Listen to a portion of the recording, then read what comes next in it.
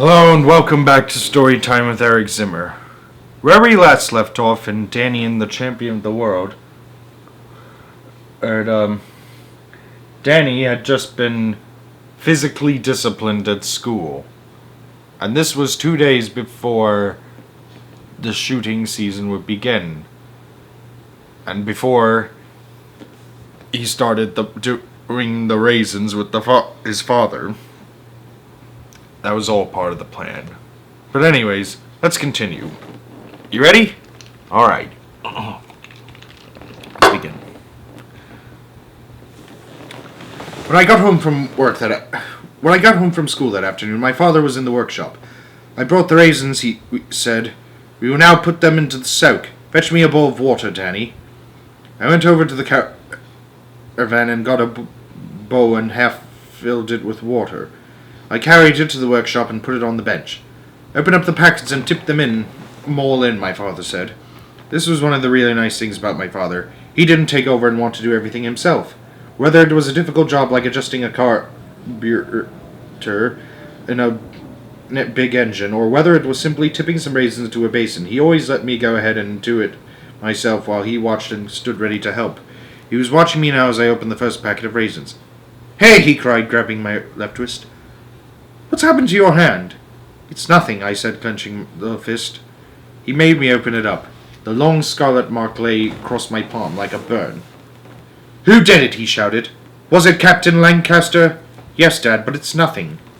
What happened? He was gripping my wrist so hard it almost hurt. Tell me exactly what happened. I told him everything. He stood there holding my wrist, his face going whiter and whiter, and I could see the fury beginning to boil up dangerously up inside him. Kill him, he whispered softly when I had finished. I swear I'll kill him! His eyes were blazing, and all the color had gone from his face. I had never seen him look like that before. Forget it, Dad. I will not forget it, he said. You did nothing wrong, and he had absolutely no right to do this to you. He raises a good point. So he called you a cheat, didn't he? I nodded. He had taken his jacket from the peg on the wall and was putting it on. Where are you going? I asked. I'm going straight to Captain Lancaster's house and I'm going to beat the daylights out of him. I'd like to see that. No, I cried, catching hold of his arm. Don't do it, Dad. Please, it won't do any good. Please don't do it. I've got to, he said. No, I cried, tugging at his arm. It'll ruin everything. It'll only make it worse. Please forget it. He hesitated. I held onto his arm. He was silent, and I could see the rush of anger slowly draining out of his face. It's revolting, he said. I bet they did it to you when you were at school, I said. Of course they did. And I'll bet your dad didn't go rushing off to beat the daylights out of the teacher who did it. He looked at me but kept quiet. He didn't, did he, Dad? No, Danny, he didn't, he answered softly. I let go of his arm and helped him off with his jacket and hung it back on the peg. I'm going to put the raisins in now, I said. And don't forget that tomorrow I have a nasty cold and I won't be going to school. Yes, he said, that's right. We've got 200 raisins to fill, I said. Ah, he said, so we have. I hope we'll get them done in time, I said. Does it still hurt, he asked, that hand? No, I said, not one bit. I think that satisfied him, and although I saw him glancing occasionally at my palm during the rest of the afternoon and evening, he never mentioned the subject again. That night he didn't tell me a story. He sat on the edge of my bunk and we talked about what was going to happen the next day up in Hazel's Wood. He got me so steamed up and excited about it I couldn't get to sleep. I think he must have gotten himself steamed up almost as much because after he had undressed and climbed into his own bunk, I heard him twisting and turning all over the place. He couldn't get to sleep either. At about 10:30, he climbed out of his bunk and put the kettle on. What's the matter, Dad? Nothing, he said. Shall we have a midnight feast?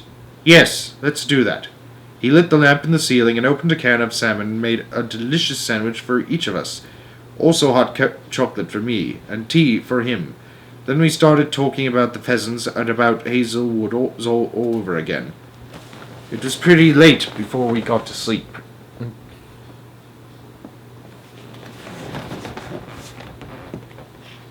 Chapter 13. Friday. When my father woke me at 6 o'clock the next morning, I knew at once that this was the day of days. It was the day I longed for and the day I dreaded. It was also the day of butterflies in the stomach, except that they were worse than butterflies. They were snakes. I had snakes in the stomach that moment I opened my eyes on that Friday morning. The first thing I did after I had got dressed was to hang the sorry closed notice on one of the pumps. We had a quick breakfast, and then the two of us sat down together at the table in the caravan to prepare the raisins.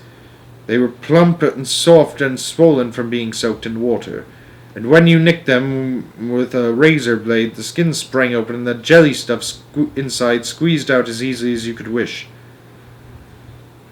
I slit the raisins while my father opened the capsules. He opened only one at a time and poured the white powder onto a piece of paper. Then he divided it into 4 tiny piles with the blade of a knife.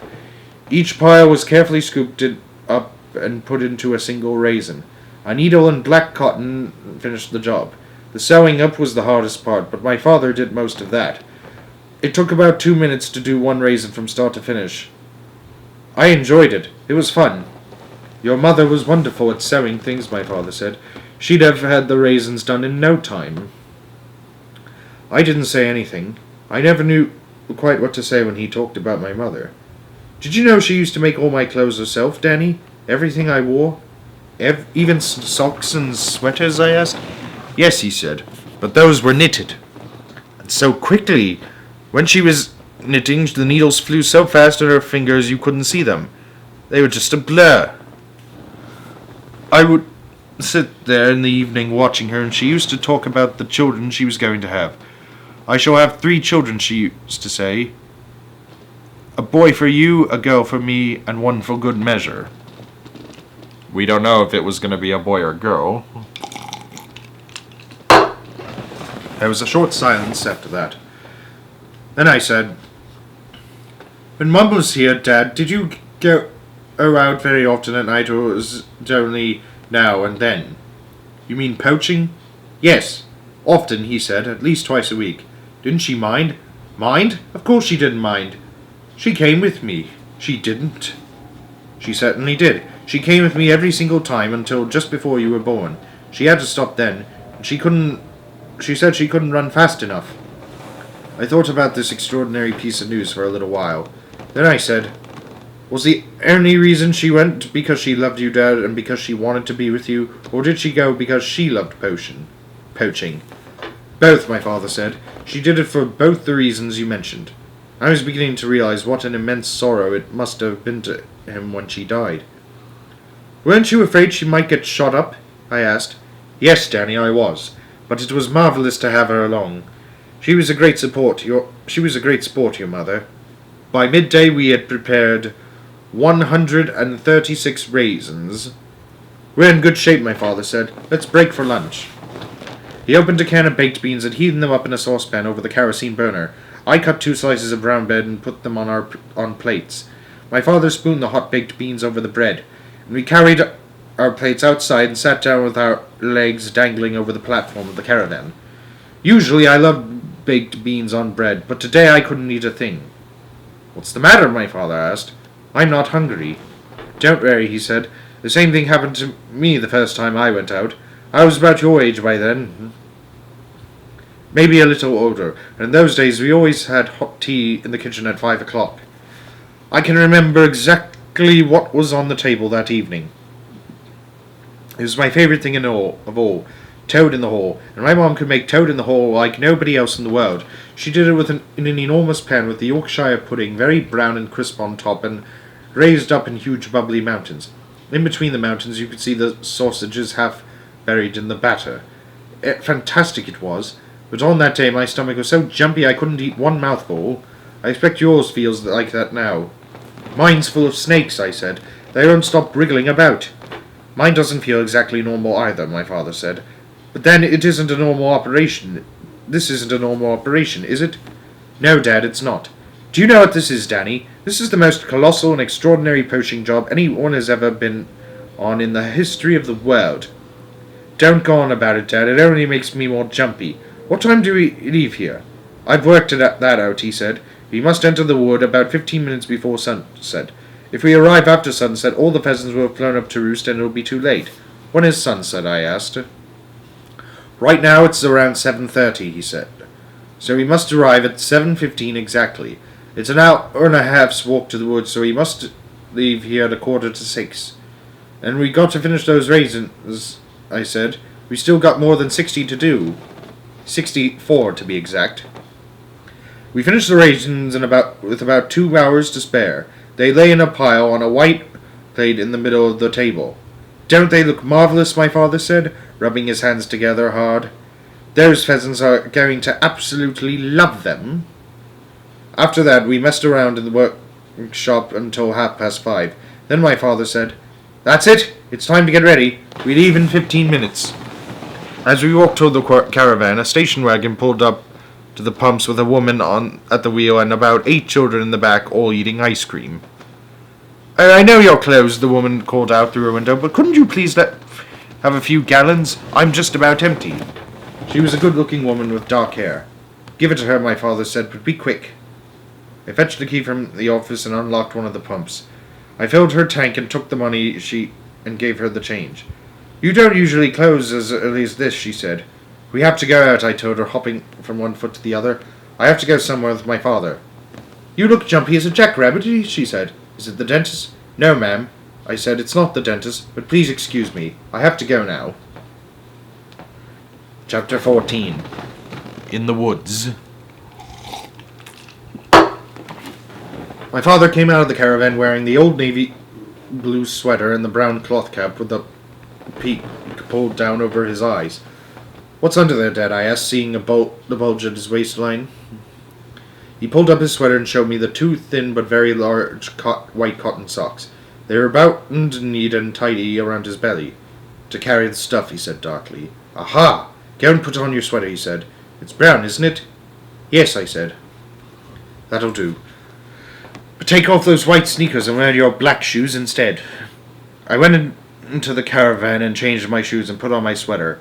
When I came out again, my father was standing by the pump squinting anxiously up at the sun, which was now only the width of a man's hand above the line of trees along the crest of the ridge on the far side of the valley. I'm ready, Dad. Good boy, off we go.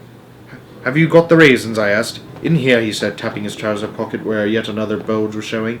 I put them all in one bag. It was a calm, sunny evening with little wisp of brilliant white cloud hanging motionless in the sky. The valley was cool and very quiet as the 2 of us began walking together along the road that ran between the woods towards Wendover.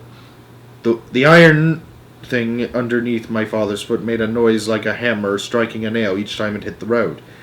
This is it, Danny. We're on our way now, he said. By golly, I wish my old dad were coming with us on this one. He'd have given his front teeth to be here at this moment. Mum, too, I said. Oh, yes, he said, giving a little sigh. Your mother would have loved this one. Then he said, Your mother was a great one for walking, Danny, and she would always bring something home with her to brighten up the caravan. In summer it was wild flowers or grasses. When the grass was in seed, she would make it look absolutely beautiful in a jug of water, especially with some stalks of wheat or barley in between. In the fall she would pick branches of leaves, and in the winter it was berries or old man's beard. We kept going. Then he said, How do you feel, Danny? Terrific, I said, and I meant it, for although the snakes were still wriggling in my stomach, I wouldn't have swapped places with the King of Arabia at that moment. Do you think they might have dug any more of those pits for us to fall into? I asked. Don't you go worrying about pits, Danny, my father said. I'll be on the lookout for them this time. We shall go very carefully and slowly once we're in the woods. How dark will it be in there when we arrive? Not too dark, he said. Quite light, in fact. And how do we stop the keepers from seeing us? Ah, he said, that's the fun of the whole thing. That's what it's all about. It's hide and seek. It's the greatest game of hide and seek in the world. You mean because they've got guns? Well, he said, that does add a bit of flavour to it, yes. We didn't talk much after that, but as we got closer and closer to the wood, I could see my father becoming more and more twitchy as the excitement began to build up in him. He would get hold of me some awful old tune, and instead of using the words, he would go tum tiddly tum tum tum tum, over and over again. Then he would get hold of another tune and go, pom piddly pom pom pom pom pom piddly pom piddly. As he sang, he tried to keep time with the tap of his iron foot on the roadway. When he got tired of that, he said to me, "I tell you something interesting about pheasants, Danny. The law says they're wild birds, so they only belong to you when they're on your own land. Did you know that?" "I didn't know that, Dad." "So if one of Mr. Hazel's pheasants flew over and perched on our filling station," he said, "it would belong to us. No one else would be allowed to touch it." "You mean even if Mr. Hazel had brought it himself as a chick?" I said, "Even if he had brought it and reared it in his own wood?" "Absolutely," my father said. "Once it flies off its own land, he's lost it. Unless, of course, it flies back again. It's the same with fish. Once a trout or a salmon is swung out of your stretch of the river into somebody else's, you can't very well say, 'Hey, that's mine. I want it back,' can you?" "Of course not," I said. "But I didn't know it was like that with pheasants. It's the same with all game," my father said. "Hare, deer, partridge, grouse, you name it." We had been walking steadily for about an hour and a quarter, and we were coming to the gap in the hedge where the cart track led up the hill to the big wood where the pheasants lived. We crossed over the road and went through the gap. We walked on up the cart track, and when we reached the crest of the hill, we could see the wood ahead of us, huge and dark, with the sun going down behind the trees and little sparks of gold shining through. "No talking, Danny, once we're inside," my father said. "Keep very close to me and try not to go snapping any branches." 5 minutes later we were there. The wood skirted the edge of the track on the right-hand side, with only the hedge between it and us.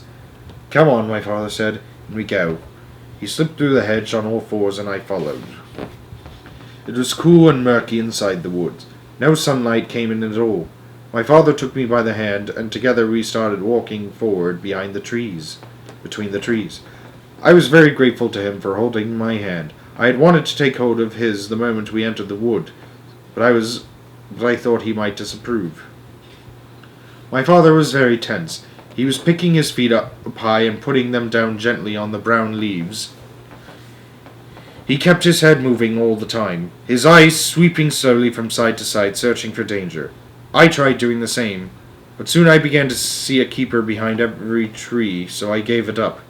We went on like this for maybe 4 or 5 minutes, going slowly deeper and deeper into the woods. Then a large patch of sky appeared ahead of us in the roof of the forest, and I knew that this must be the clearing. My father told me that the clearing was the place where the young birds were introduced into the woods in early July, where they were fed and watered and guarded by the keepers, and where many of them stayed from force of habit until the shooting began. "There's always plenty of pheasants in the clearing," my father had said. "And keepers, Dad?" "Yes," he had said, "but there's thick brushes all around and that helps." The clearing was about 100 yards ahead of us. We stopped behind a big tree while my father let his eyes rove very slowly all around. He was checking each little shadow and every part of the wood within sight. "We're going to have to crawl the next bit," he whispered, letting go of my hand. "Keep close behind me all the time, Danny, and do exactly as I do. If you see me lie flat on my face, you do the same. Right?" "Right," I whispered back. "Off we go, then. This is it." My father got down on his hands and knees and started crawling. I followed. He moved surprisingly fast on all fours, and I had quite a job to keep up with him. Every few seconds, he would glance back at me to see if I was all right, and each time he did so, I gave him a nod and a smile. We crawled on, and then at last we were kneeling safely behind a big clump of bushes right on the edge of the clearing. My father was nudging me with his elbow and pointing through the branches at the pheasants. The place was absolutely alive with them. There must have been at least 200 huge birds strutting around along the tree stumps. "You see what I mean?" he whispered. It was a fantastic sight, a sort of poacher's dream come true. And how close they were! Some of them were not 10 paces from where we knelt. The hens were plump and creamy brown. They were so fat their breast feathers almost brushed the ground as they walked. The cocks were slim and elegant, with long tails and brilliant red patches around the eyes, like scarlet spectacles. I glanced at my father. His face was transfixed in ecstasy. The mouth was slightly open, and the eyes were sparkling bright as they stared at the peasants. "There's a keeper," he said softly. I froze. At first I didn't even dare to look. "Over there," my father whispered. I mustn't move, I told myself, not even my head. "Look carefully," my father whispered. "Over the other side, by that big tree." Slowly I swiveled my eyeballs in the direction he indicated. Then I saw him. "Dad," I whispered. "Don't move now, Danny. Stay well down." "Yes, but Dad, it's all right. He can't see us." We crouched close to the ground, watching the keeper. He was a smallish man with a cap on his head and a big double-barreled shotgun under his arm. He never moved. He was like a little post standing there. "Should we go?" I whispered. The keeper's face was shadowed by the peak of his cap, but it seemed to me he was looking straight at us. "Should we go, Dad?" "Hush," my father said. Slowly, never taking his eyes from the keeper, he reached into his pocket and brought out a single raisin. He placed it in the palm of his right hand, and then quickly, with a little flick of the wrist, he threw the raisin high into the air. I watched it as it went sailing over the bushes, and I saw it land within a yard of two hen birds standing beside an old tree stump. Both birds turned their heads sharply at the drop of the raisin, and one of them hopped over and made a quick peck at the ground, and that must have been it. I looked at the keeper. He hadn't moved. I could feel a trickle of cold sweat running down one side of my forehead and across my neck cheek. I didn't dare lift a hand to wipe it away. My father threw a second raisin into the clearing, then a third, and a fourth, and a fifth. It takes guts to do that, I thought. Terrific guts. If I'd been alone, I would never have stayed out there for 1 second. But my father was in a sort of poacher's trance. For him, this was it. This was the moment of danger, the biggest thrill of all. He kept on throwing raisins into the clearing, swiftly, silently, one at a time. Flick went his wrist, and up went the raisin, high over the bushes to land among the pheasants. Then all at once I saw the keeper turn away his head to inspect the wood behind him. My father saw it too. Quick as a flash, he pulled the bag of raisins out of his pocket and tipped the whole lot into the palm of his right hand. "Dad," I whispered, "don't." But with a great sweep of the arm, he flung the entire handful way over the bushes into the clearing. They fell with a soft little patter, like raindrops on dry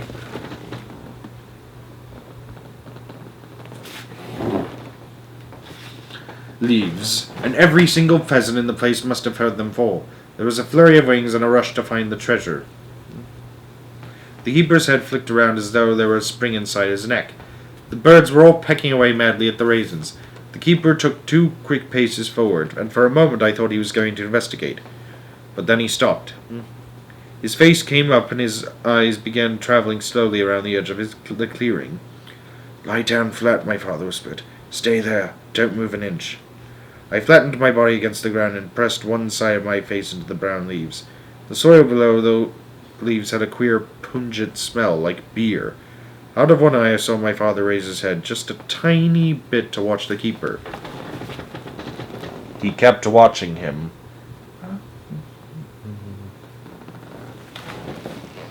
"Don't you love this?" he whispered to me. I didn't dare answer him. We lay there for a while, for what seemed like 100 years. At last I heard my father whisper, "Panic's over. Follow me, Danny. Be extra careful. He's still there. And keep down low all the time." He started crawling away quickly on his hands and knees. I went after him. I kept thinking of the keeper who was somewhere behind us. I was very conscious of that keeper, and I was also very conscious of my own backside, and how it was sticking up in the air for all to see. I could understand now why poacher's bottom was a fairly common complaint in this business. We went along on our hands and knees for about 100 yards. "Now run," my father said. We got to our feet and ran, and a few minutes later we came out through the hedge into the lovely open safety of the cart track. "It went marvelously," my father said, breathing heavily. Didn't it go absolutely marvelously? His face was scarlet and glowing with triumph. Did the keeper see us? I asked. Not on your life, he said. In a few minutes the sun will be going down and the birds will all be flying up to roost and the keeper will be sloping off home to his supper. Then all we got to do is go back in again and help ourselves. We'll be picking them up off the ground like pebbles. He sat down on the grassy bank below the hedge. I sat down close to him. He put an arm around my shoulders and gave me a hug. You did well, Danny, he said. I'm proud of you. To be continued.